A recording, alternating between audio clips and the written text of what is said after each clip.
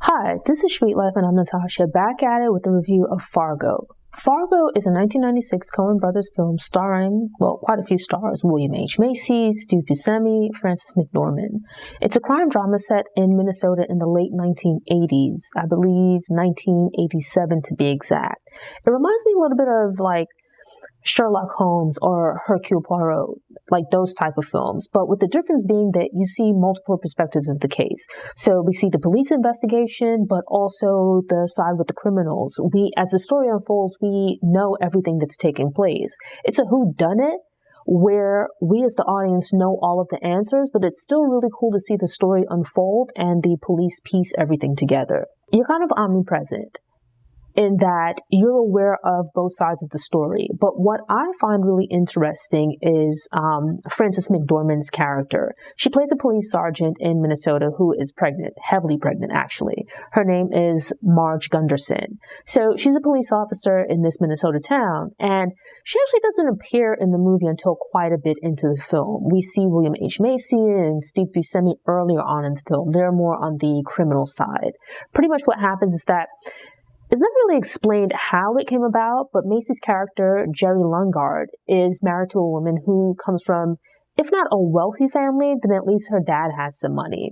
And however it's come about, he's found himself in some financial difficulties where he's in quite a bit of debt. It sounds like, he is a car salesman, and it sounds like it's something related to that, maybe some misdealings on his part.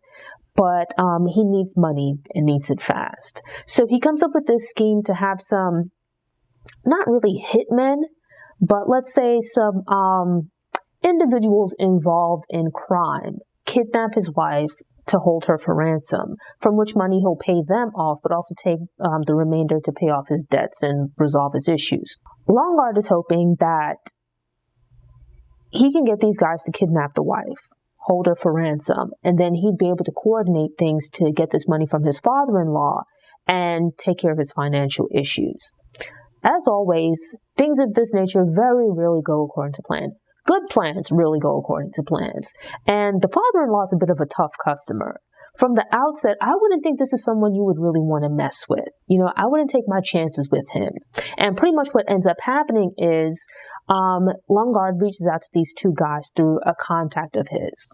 He clues them into the plot, which is that he wants them to kidnap his wife. That's the job.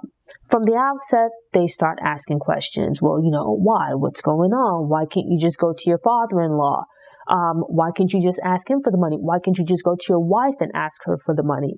But it seems like part of it might be that he's trying to save face.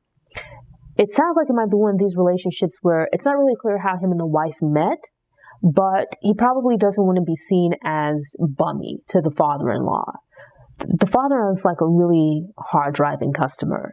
I would take it that having achieved this degree of success in business, you get the sense that he's no pushover.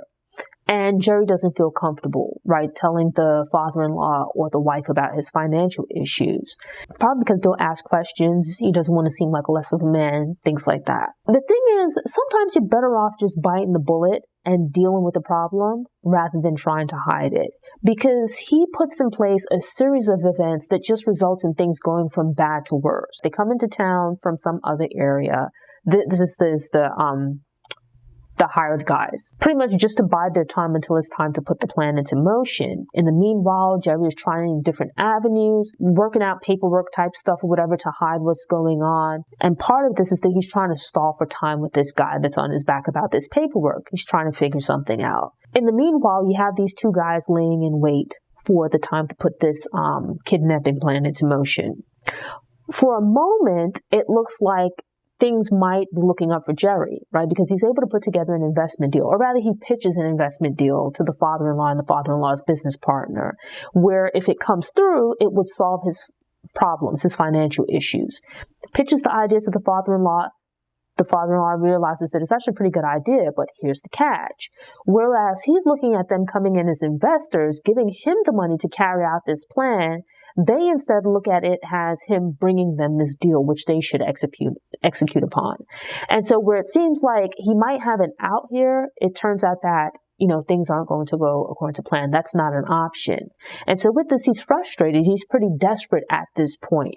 And so it seems like, at least to some degree, He has second thoughts. He makes an attempt to reach back out to the guys to cancel the kidnapping, but he's unable to make contact with them, at least not in a timely manner. His alternative plan falls apart, the kidnapping goes ahead, but it's like with this kind of crime, pulling off the perfect crime where what happens, generally speaking, is what you want to happen, only works if there's absolutely no evidence, everything goes according to plan, right? And even then, there's a good chance you'll get caught, right? Like you're lucky if you don't. So what ends up happening here is that the plan just goes wrong. He's not properly prepared, like for the role that he's going to play. He's had them carry out the kidnapping. He's unable to make contact with them if there's a change of plan or whatever. It's just not very well thought out. There's this thing of the perfect crime, meaning you get away with it, no one ever finds out.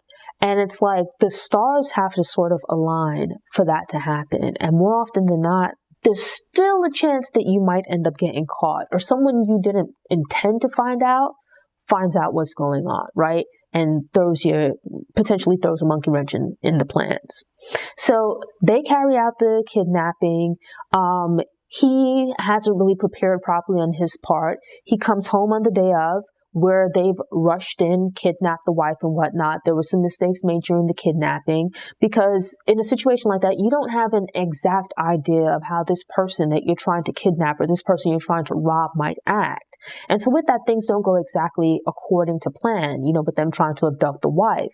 Not just that, Lungard seemed to be unaware as far as like the timing of when this was going to take place.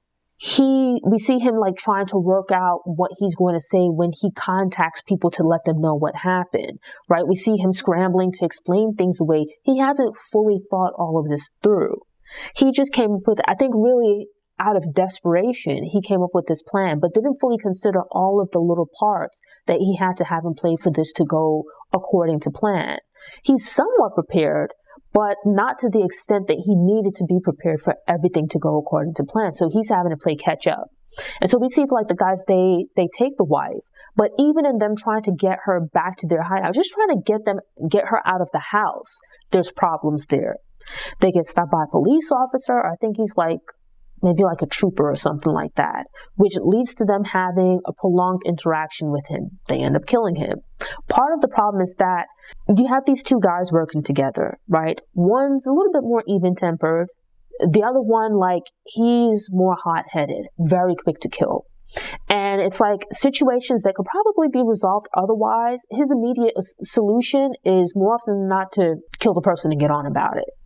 So when they come into contact with the trooper, they have the wife in the trunk. The trooper's asking questions, digging into things, they end up killing him. And the thing about it is this lack of preparation. Like, what are you going to do? Should you get stopped? What answers do you give? These are things that they haven't considered, that they don't think about, even after killing this like officer guy or whatever.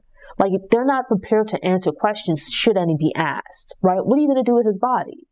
So they resolve this immediate issue by killing him, but they do this while out in a public road. Now, this isn't like some super heavily populated area. It's not Times Square, but there are other people moving about. And so as a result of that, you have a passerby who drives by and sees what's going on. And so that's another witness.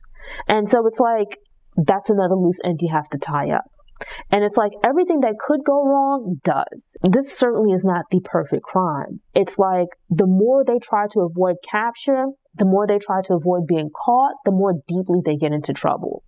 And this is also the case for Jerry, where he's now on the other side trying to work out some kind of way to get this ransom money from the father-in-law, right? Failing to consider the father-in-law and his business partner, how they might react to someone trying to ransom the daughter, that they might not give into these demands, that they might decide to do their own thing. They might not follow the instructions you give them.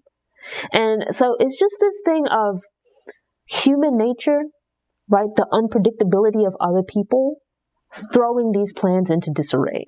If you think of it, there's like cause and effect.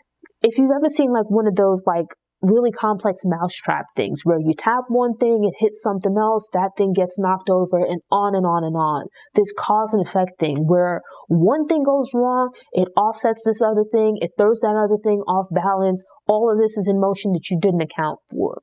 And so it's really interesting to see all this stuff play out, especially once the character of Marge gets involved.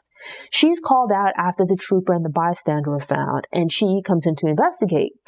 It's actually, the rest of the movie is interesting, but my favorite character is Marge. I think it's like the greatest scene when she comes into play. Here's this middle American, unassuming type person who's incredibly good at her job. Not to say that you can't be, or you're only good if you're from the coast, but just like very unassuming, comes in, takes a look at it, figures out what took place. Incredible. I love that kind of stuff. It's one of the things that I loved about Sherlock Holmes.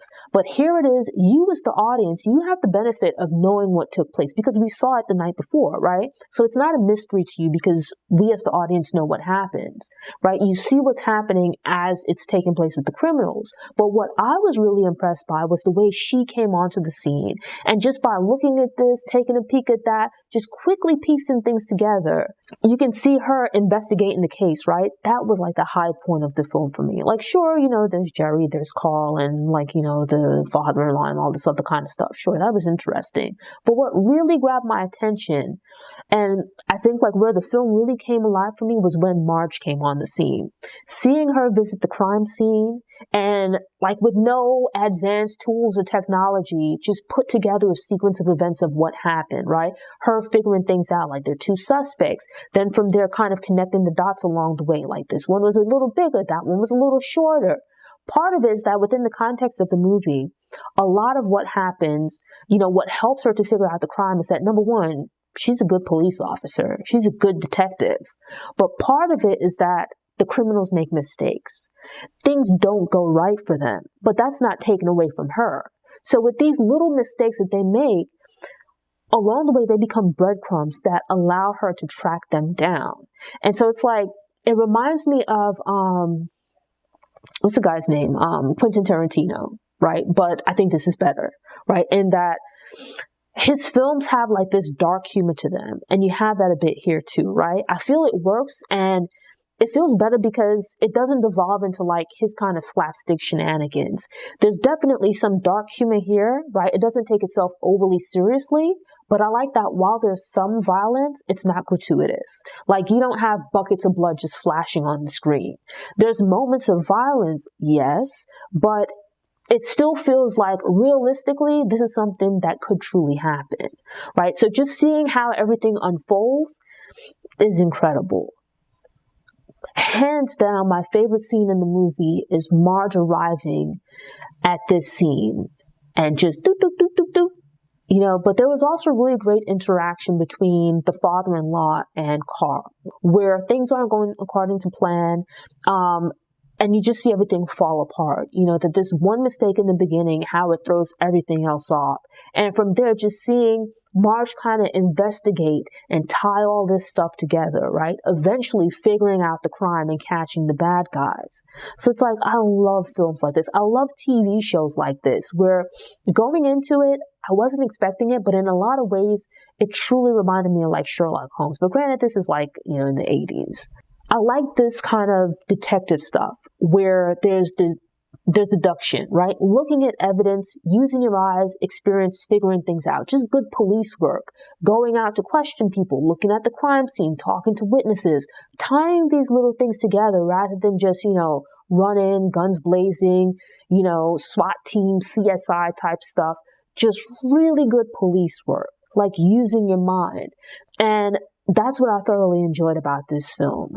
Seeing Marge without too much technology and this stuff, just put everything together. Prior to watching the movie, I actually rewatched the movie to do this review. I'd watched it once before. It's not, I've only watched it twice now. It's not something I would necessarily watch every year, but I found it just as enjoyable the second time around as I did the first.